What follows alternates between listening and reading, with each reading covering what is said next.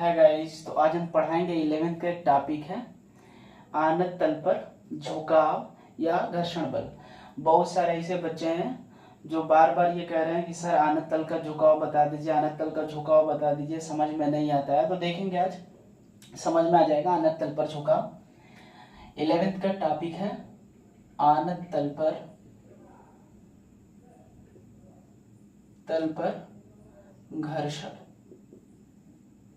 आनत का मतलब होता है कि किसी न किसी एंगल पर कोई तल झुका, उसको हम आनत बोलते हैं। जैसे में ये क्षैतिज कोई तल है और इस पर कोई इस तरह से सीढ़ी रखी हुई है, इसको बोलेंगे आनत तल।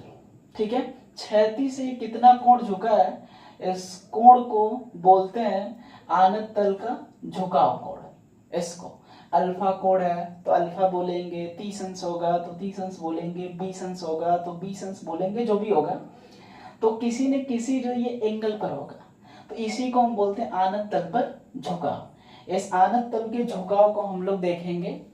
मान लेते हैं कि हमारे पास एक क्षैतिज ये रेखा है और ये आनत तल पर है और इनके बीच का एंगल हमें नहीं पता, हम कुछ भी मान लेते हैं, अल्फा एंगल मान लेते हैं। और इस आनत तल पर एक वस्तु रखी गई है जिसका द्रव्यमान स्मॉल यम है। ठीक है, अब जब द्रव्यमान स्मॉल यम होगा तो हम लोग ये जानते हैं कि इसका भार जो काम करेगा वो कहाँ काम कर रहा होगा, नीचे की ओर। ठीक है, और जो प्रतिक्रिया बल लग रही होगी वो ठीक इस वस्तु के अविलंबित लगेगी। मतलब कितने डिग्री कोण पर लग रही होगी, 90 डिग्री कोण पर ये लग रही होगी। तो इसको हम लोग आर लिख लेते हैं, रिएक्शन फोर्स, इसको प्रतिक्रिया बल बोलते हैं।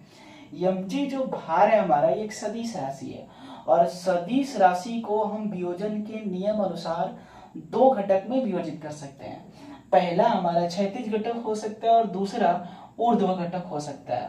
ठीक है, तो एक हमारा जो है क्षैतिज घटक होगा और दूसरा हमारा जो होगा वो ऊर्ध्व घटक होगा। ऊर्ध्व का मतलब इस तरह से ये नीचे की ओर होगा। ठीक है, तो हम मान लेते हैं कि ये वाला जो कोण है अल्फा है, तो ये कोण भी अल्फा होगा। हम आपको प्रूफ कर दिखाएंगे क्यों अल्फा है। ठीक है, तो यहीं पर देख लीजिए क्यों अल्फा है। ये एंगल हमारा अल्फा है तो ये एक त्रिभुज का निर्माण कर रहा है, और जब ये त्रिभुज का निर्माण कर रहा है तो ये 90 डिग्री पर है, मतलब कि ये 90 अंश का है। जब ये वाला 90 अंश का होगा, ये अल्फा का है, तो सिर्फ ये वाला जो कोण होगा वो 90 माइनस अल्फा का होगा। ये 90 माइनस अल्फा का हो गया। जब ये 90 माइनस अल्फा का हो गया तो पूरा जो कोण ये बनेगा वो 90 का बनेगा। 90 में से 90 माइनस अल्फा को घटा देंगे तो इस कोण का मान हमको पता चल जाएगा। तो 90 में से 90 माइनस अल्फा को घटा देंगे, तो 90 माइनस अल्फा को घटाएंगे तो 90, ये प्लस में कोष्टक खोलेंगे माइनस में हो जाएगा, जो माइनस में है वो प्लस में हो जाएगा। 90 माइनस 90 प्लस, बच गया कौन सा, अल्फा। मतलब ये कोण अल्फा तो ये भी कोण अल्फा, ये कोण थीटा तो ये कोण भी थीटा, अगर ये कोण बीटा तो ये कोण बीटा, अगर ये 30 का तो ये भी 30 का, ये 50 का तो ये भी 50 का। कोई किसी को डाउट है इसमें? चलो इसको हम मिटा देते हैं, ये लाइन इसको यहां से मिटा देते हैं। ठीक है, तो हम जान गए कि अगर ये अल्फा है तो ये एंगल भी हमारा अल्फा का होगा। ठीक है, जब ये अल्फा है तो जिसके साथ कोण लगेगा उसको हम लोग कॉस अल्फा लिखते हैं, और जिसके साथ कोण नहीं लगेगा उसको हम लोग साइन अल्फा लिखते हैं। ठीक है, ये इधर की ओर जा रहा है। ये सीमांत की स्थिति में, सीमांत की स्थिति का मतलब चल नहीं रहा होगा वस्तु, चलने की स्थिति में होगा, थोड़ा सा भी ज्यादा बल लगाएंगे तो मतलब कि झुकाव कोण का मान थोड़ा सा बढ़ा देंगे तो वस्तु जो है एकदम चलने की स्थिति में हो जाएगा, मतलब चल जाएगा। तो उस स्थिति को हम सीमांत की स्थिति नहीं बोलते हैं। सीमांत की स्थिति का मतलब वस्तु चलने की स्थिति में है, थोड़ा सा भी अधिक बल लगा देंगे तब।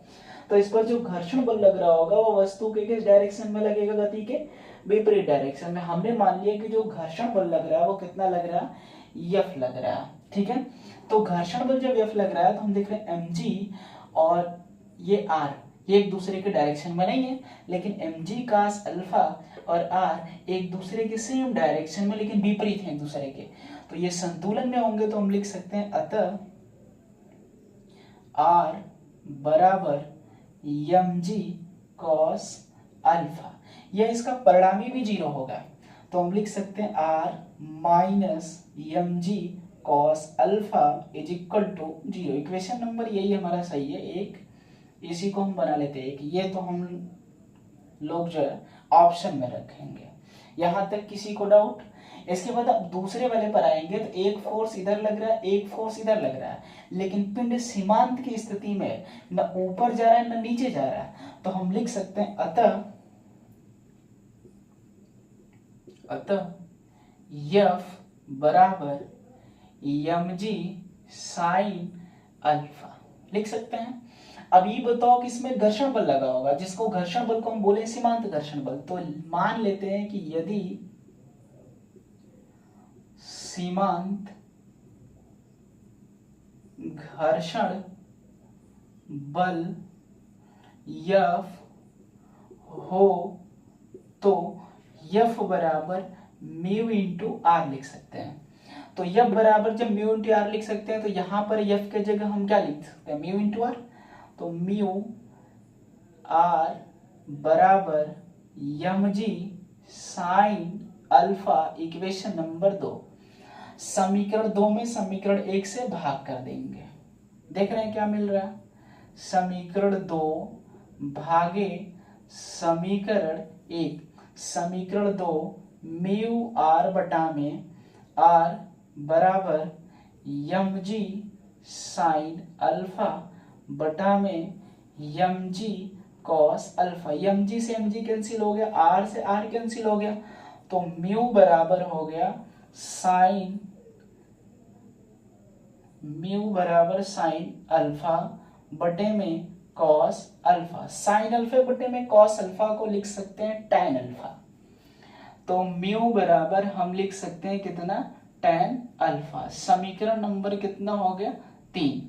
इसके बाद हम यहाँ पर ध्यान देंगे कि जब वस्तु इस स्थिति में है तो mg साइन अल्फा और अविलंब प्रतिक्रिया r, तो इनका बीच में कहीं ना कहीं कोई परिणामी होगा, और उस परिणामी और अविलंब प्रतिक्रिया r के बीच जो कोण बनेगा उस कोण को बोलते हैं घर्षण कोण। तो हम लिख सकते हैं कि यदि घर्षण कोण थीटा हो तो उस स्थिति में म्यू बराबर tan थीटा। समीकरण नंबर इसको बना लेंगे 4। समीकरण 3 और 4 को देखेंगे कि इनके बाएं पक्ष आपस में बराबर है। समीकरण 3 तथा समीकरण 4 से, ठीक है। तो हम लिख सकते हैं tan अल्फा बराबर tan थीटा या अल्फा बराबर थीटा। मतलब जब पिंड जो है किसी आनत तल पर रखा हो तो उसका झुकाव कोण उसके घर्षण कोण के बराबर होता है। उसका झुकाव कोण उसके घर्षण कोण के क्या है, बराबर है। कब, जब पिंड जो है किसी आनत तल पर सीमांत की स्थिति में हो, मतलब अभी चला नहीं हो, तो उस स्थिति में अल्फा थीटा के बराबर, मतलब कि झुकाव कोण बराबर होता है किसके, घर्षण कोण के। ठीक है, किसी को कोई डाउट? जो भी डाउट है आप कमेंट बॉक्स में लिखिए, सेंड कीजिए। जो भी आपको प्रॉब्लम होगी आप उसमें लिखकर भेज सकते हैं। हमारे चैनल से जुड़े रहिए। Physics academy by DP sir, subscribe कर दीजिए, शेयर कर दीजिए, बेल आइकन दबा दीजिए। जो भी नोटिफिकेशन है आप तक पहुंचती रहेंगी। Thank you.